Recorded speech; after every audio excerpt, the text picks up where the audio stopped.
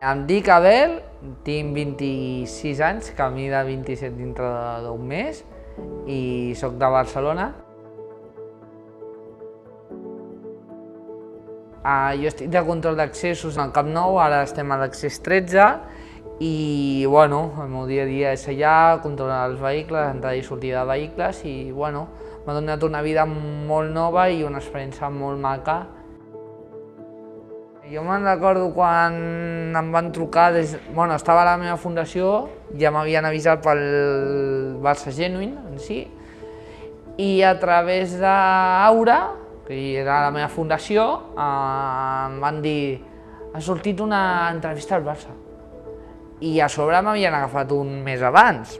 Tu imagina per mi, un culer com soc jo, del Barça i tot, diuen no, és que fas una entrevista amb el Barça. Jo estava nerviosíssim, no el següent. I després tenia una altra entrevista, o una altra d'això, però quan jo vaig anar al Barça vaig dir aquesta és la meva. I la meva família, ostres, quan els hi vaig dir, els van tornar tan bojos. Bueno, no em vaig emocionar tant perquè ja m'havien agafat en el Genuine, però sí que em vaig dir, ostres, que estic complint un somni. No m'ho esperava, perquè jo he patit moltes coses i que, ostres, m'havia vingut de la persistència que havia tingut i l'ajuda també des d'Aura, també. I jo el que vaig allà, en el Barça, a molta gent, és que les persones amb discapacitat poden demostrar moltes capacitats que altres persones no tenen.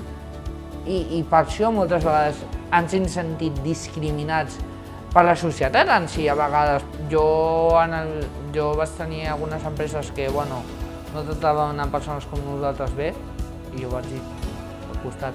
Perquè si tu, per exemple, el fiques a una empresa i el deixes allà sol, a ningú li agrada.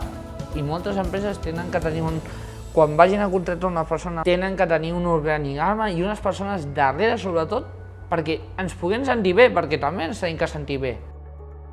La meva història de molta gent li pot canviar a moltes persones.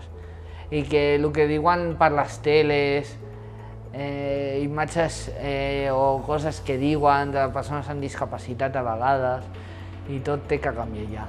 Per la societat. Nosaltres no podem estar en una casa ja tancats o excloïts perquè no ens aporta res.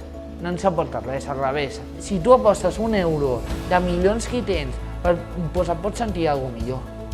I crec que això té que ser un missatge per als empresaris en si, perquè poden millorar a moltes vides, a molta gent, i que poden fer que nosaltres demostrem les nostres capacitats, inclusive ser més intel·ligents que altres. Ajudar persones que poden no tenir una discapacitat. Un empresari té que mirar més per la persona i no per l'egoisme del diner.